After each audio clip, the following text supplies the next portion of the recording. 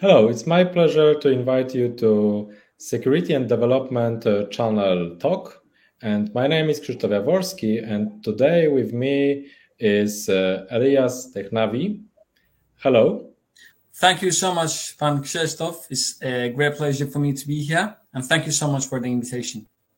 Thank you for accepting my invitation. And as it is our first material in English, let me start from introducing you to our auditory.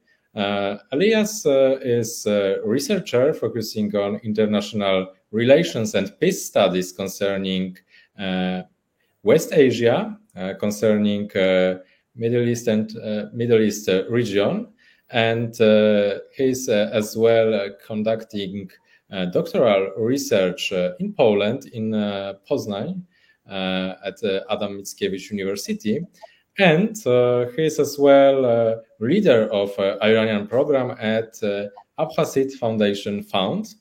And we are going to discuss the ongoing matter of possible threat of further escalation between Israel and Iran.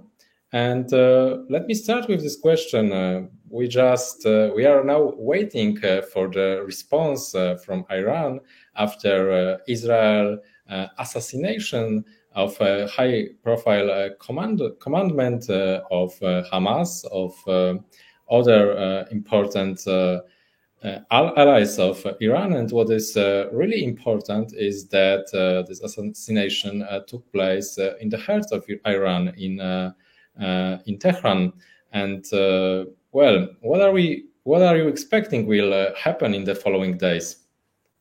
Well, thank you so much for the introduction, and also a very nice and challenging question that you brought up. Well, let's start from the beginning. I mean, when it comes to this attack, we have to have a holistic and comprehensive study.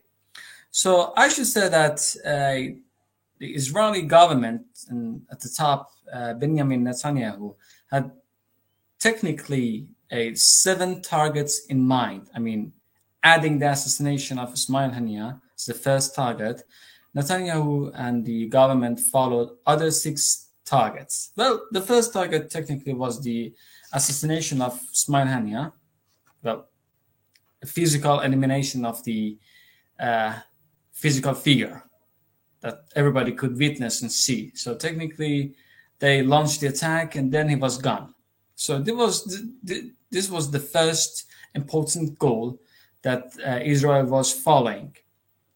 Add to this objective, there were more 6 reasons that they were planning and scheming for. The second reason was that the Iranian officials, to scatter this feeling of security between the Iranian officials.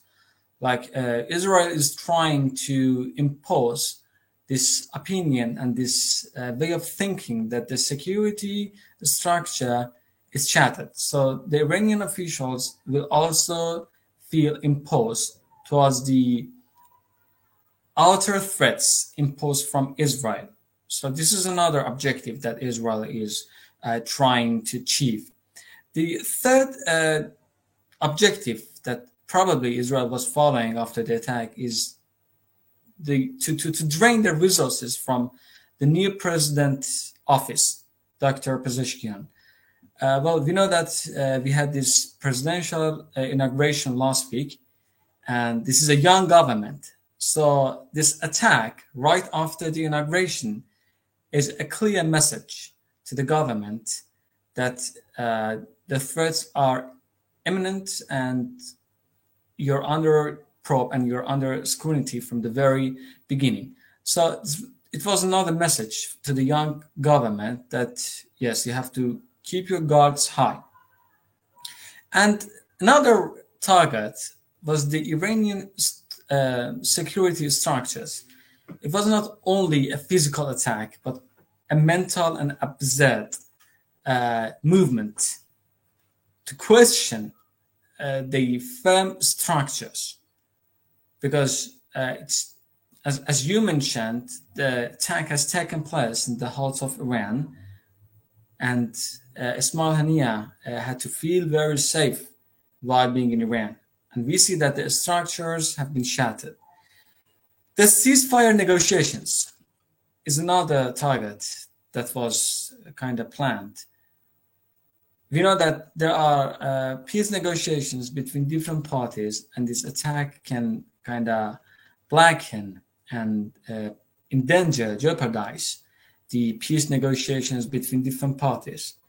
The Iranian side might now withdraw from the negotiation and impose this withdrawal to other parties not to continue the negotiations, because the Israeli part is technically continuing its attacks. Before this attack, we had their launch against the Iranian consulate in Damascus, and now we have this invasion of the Iranian territorial integrity. And this is if the Israeli side accepts the attack, it will be an invasion of United Nations Article number 51. And the Iranian government will have the full right to retaliate based on the international law and the international conventions. That's why the Israelis are not clearly accepting the responsibility of the recent attack. Another target is to weaken the axis of resistance. This is an internal matter. It's an internal political matter in Iran, because there is a Ministry of Foreign Affairs conducting the official diplomatic affairs of the country. And then we have this so-called new phenomenon called field diplomacy, which is referring to the diplomatic section of the Iranian official military services. So they have this diplomatic, affair within themselves. Because, you might know, and the audience might know, that there are different sources responsible to make decisions in Iran when it comes to foreign affair decision-making process, and then the implementation of these decisions. And last but not least is a message to Biden administration that, come on, dude, you have to make a clear stance on this matter. You cannot take a great stance, President. You have to better be completely on Israel's side and provide them with a full package support, or you have to 100% focus on the peace negotiation and reach a ceasefire. So acts of suing are not practical. So this can also be another message sent from Israel to President Biden that, come on, do something. Show your firm position. So you see, it's one missile, it's one drone attack, it's one assassination, whatsoever we call it, but it has no messages. So it seems from what you are talking that it is something much bigger than this attack in Damascus in April was. Is it right? Well, there are, let's say, clear but very hard to distinguish lines here. The April attack regarding the Iranian consulate in Damascus was an indirect invasion to the Iranian political territory. Because based on the Vienna Conventions, the diplomatic missions are a part of a country's, territorial domain. So any attack or any invasion of such diplomatic missions can be translated as an attack to the territorial domain of the country. Here, we are dealing with a completely different story. This is a guest in another country. He has been invited to take part in the presidential inauguration, and now there's an attack to regarding two targets. First, the guest, and then still to the territorial domain of another country. So it's a bit complicated. And the third factor here is the public opinion of the Iranian society. is totally different from the previous attack, because there could be justifications regarding any retaliation.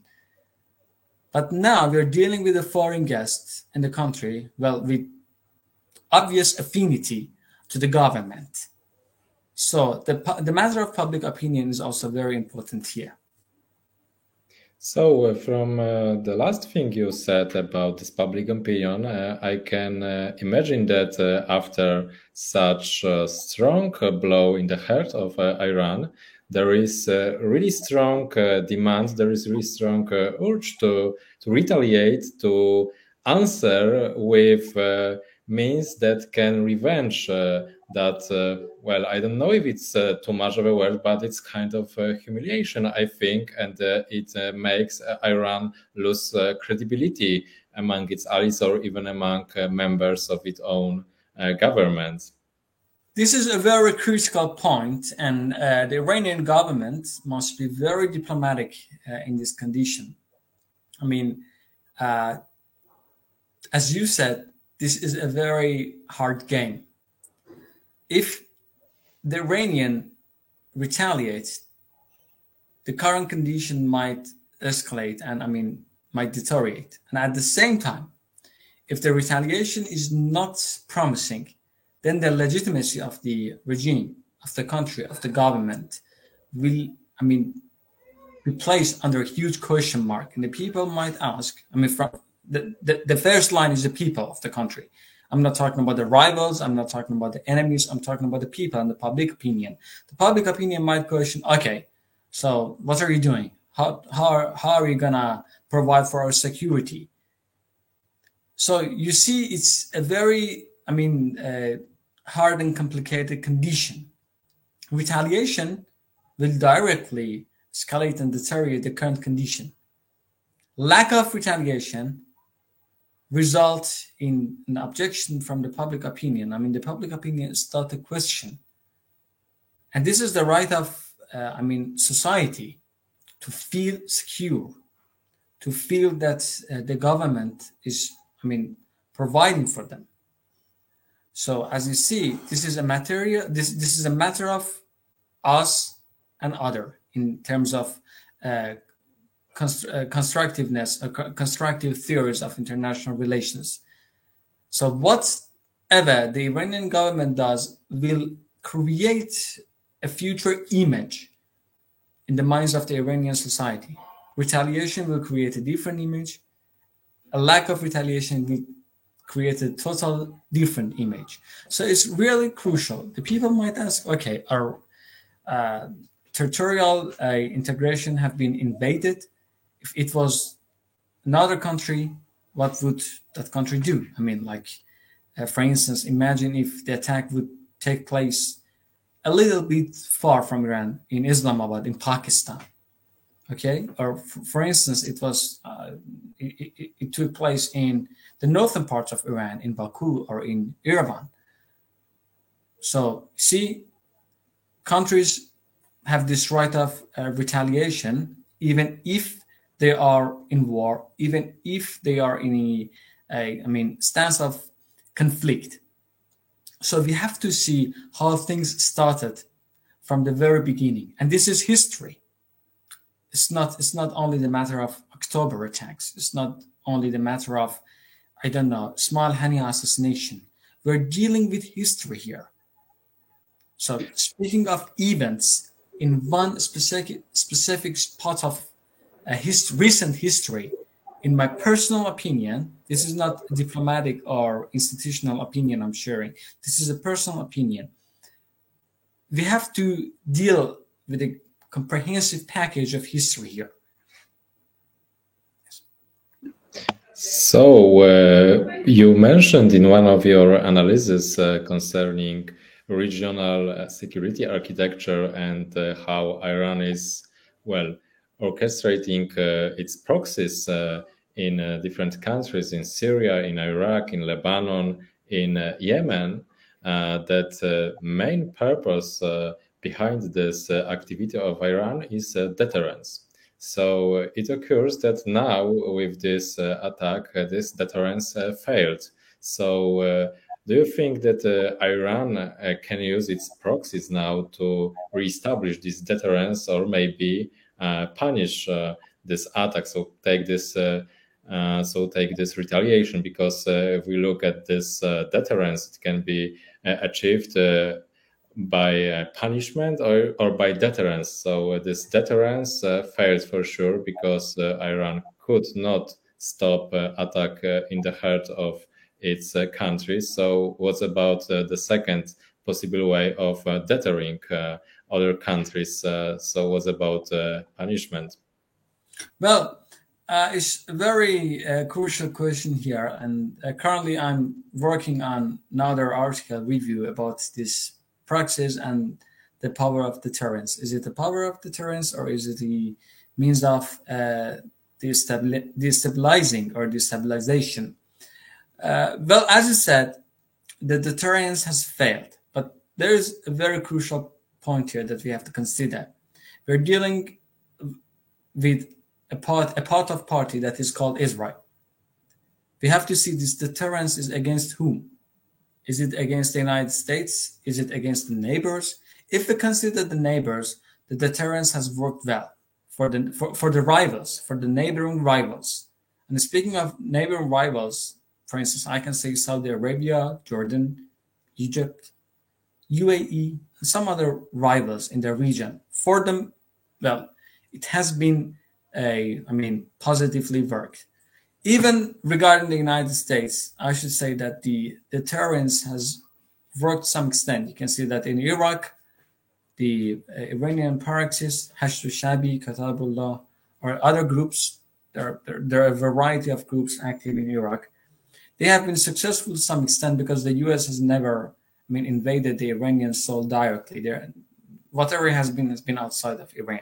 But we're dealing with Israel. Israel is a non-conformist actor.